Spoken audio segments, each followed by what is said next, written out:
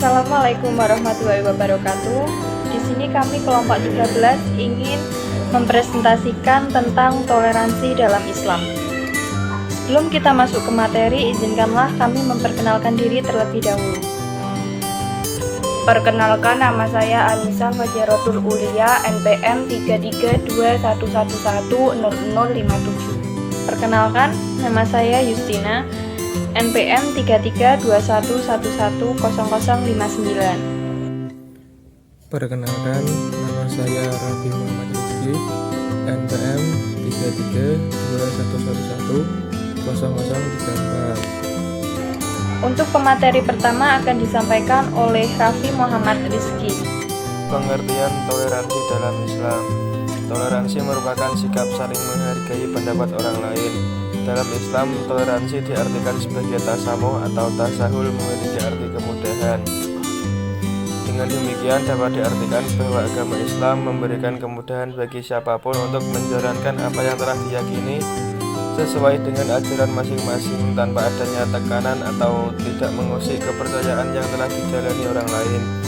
Adapun dalam konteks masyarakat dan agama, toleransi bisa didefinisikan sebagai suatu sikap atau perbuatan yang melarang adanya diskriminasi pada masyarakat tertentu yang memiliki perbedaan atau tidak bisa diterima oleh orang-orang pada umumnya.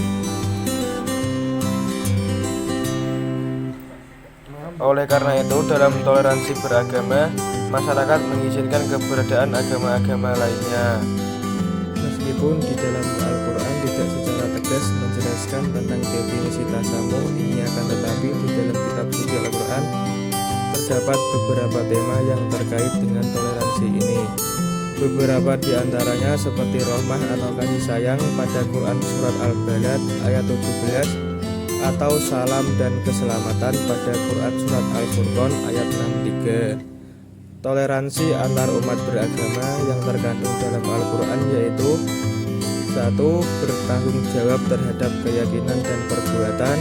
Yang kedua, kebebasan memilih dan menjalankan keyakinan tanpa adanya paksaan. Yang ketiga, saling menghargai dan menghormati keyakinan. Dan yang keempat, berlaku adil dan berbuat baik sesama manusia. Untuk materi selanjutnya akan disampaikan oleh Anissa Fajarotul Ulia. Bentuk toleransi dalam agama Islam. 1. Berbuat adil pada siapapun. Ibnu Katsir rahimahullah pernah berkata mengenai hukum meremehkan atau merendahkan umat non-Islam. Allah tidak melarang kalian untuk berbuat baik kepada non-Islam yang tidak memerangi kalian, seperti halnya melakukan perbuatan baik kepada wanita serta orang-orang yang lemah di antara mereka. Oleh karena itu, hendaklah berbuat baik dan berlaku adil, karena sesungguhnya Allah SAW menyukai orang-orang yang berbuat adil. 2. Menghormati prinsip agama masing-masing. Dalam surat Al-Kafirun yang memiliki arti untukmu agamamu dan untukku agamaku, kita dapat mengambil kesimpulan jika Islam selalu mengajarkan kita untuk bertoleransi pada setiap agama apapun. Kita harus memahami bahwa Tuhan yang kita sembah sebagai umat Islam tentu berbeda dengan Tuhan dari agama lain. Begitu halnya dengan tempat ibadah yang kita gunakan. Oleh karena itu, kita tidak boleh memaksakan pemeluk agama lain untuk menganut ajaran Islam yang kita yakini. Begitupun kita tidak seharusnya menghina atau mengganggu umat agama lain yang memiliki perbedaan keyakinan dengan yang kita jalani. 3. Toleransi dalam perdagangan dan peradilan. Dalam masalah perdagangan dan peradilan, Islam juga mengajar tentang sikap toleransi, terutama dalam transaksi jual dan beli. Sebagai umat Islam, kita diajarkan untuk menakar atau menimbang secara jujur agar tidak merugikan orang lain demi mendapatkan keuntungan pribadi. 4. Toleransi dalam utang piutang.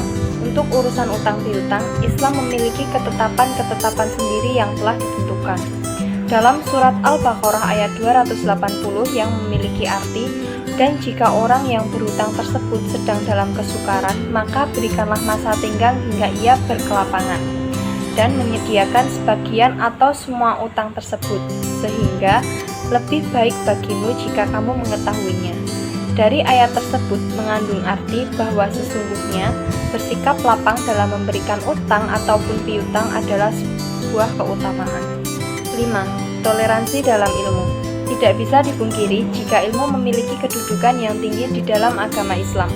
Orang-orang yang berilmu juga telah dijamin kedudukannya oleh Allah Subhanahu wa Ta'ala. Begitu halnya dalam hal pengabdian ilmu atau pembagian ilmu ke sesama manusia. Pengabdian ilmu untuk umat adalah hal yang utama dan melebihi harta. Oleh sebab itu, orang-orang memiliki ilmu sudah seharusnya membuka lebar-lebar kepada siapapun untuk membagikan pengetahuannya, entah dalam cara saling berdiskusi ataupun dengan cara mengajar orang-orang yang membutuhkan ilmu. Sekian presentasi dari kelompok kami. Wabillahi taufik wal hidayah. Wassalamualaikum warahmatullahi wabarakatuh.